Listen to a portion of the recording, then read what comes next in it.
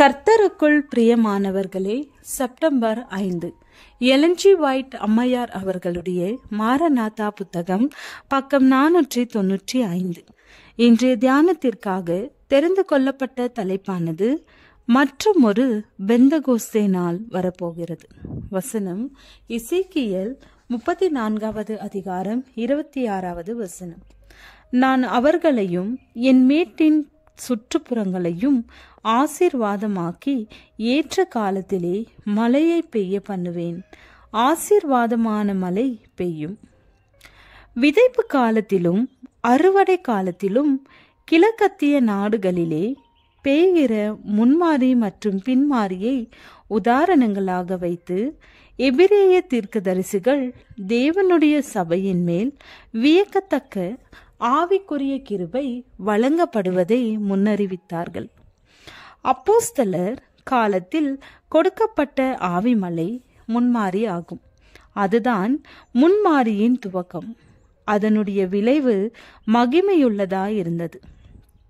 ஆனால் இப்பூமியின் அறுவடை நெருங்குகிற கடைசி காலத்திலே ஆவிக்குரிய கிருபை விசேஷமான முறையிலே தமது சபையை மனுஷகுமாரனுடைய வருகைக்கு ஆயத்தப்படுத்தும்படி வழங்கப்படும் என்று வாக்குத்தத்தம் செய்யப்பட்டுள்ளது.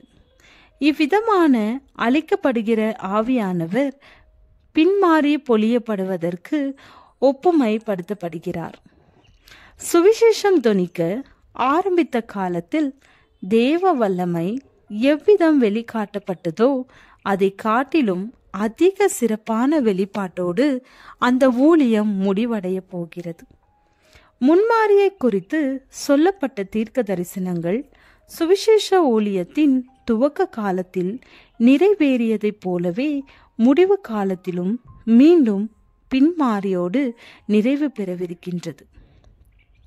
தேவ ஊழியர்கள் பிரகாசமான முகங்களில் ஒளி நிறைந்தவர்களாக பரிசுத்த அர்ப்பணிப்பின் பிரகாசத்தோடு பரலோகத்தின் செய்தியை கூறி அறிவிக்க இடம் விட்டு இடம் விரைவார்கள். உலகம் முழுவதும் ஆயிரக்கணக்கானோர் மூலம் எச்சரிப்பு கொடுக்கப்படும். அற்புதங்கள் நிகழ்த்தப்படும். வியாதிஸ்தர் சுகமாக்கப்படுவார்கள்.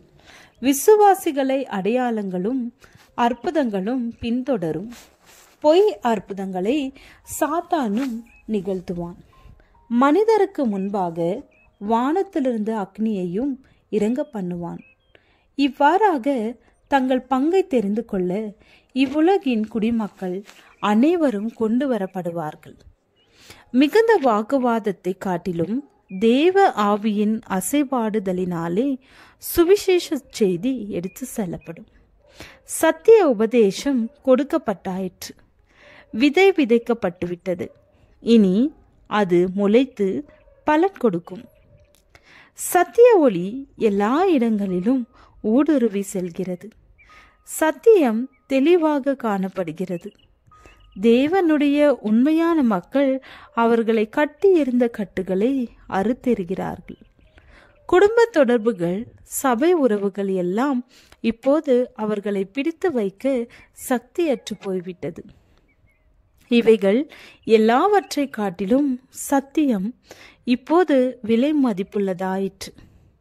சத்தியத்திற்கு எதிரடையாக இருக்கிற அனைத்து தடைகளையும் தாண்டி பெருந்திரளான மக்கள் கூட்டம் ஆண்டவரின் பக்கம் தங்கள் பங்கை தெரிந்து கொள்கிறார்கள்.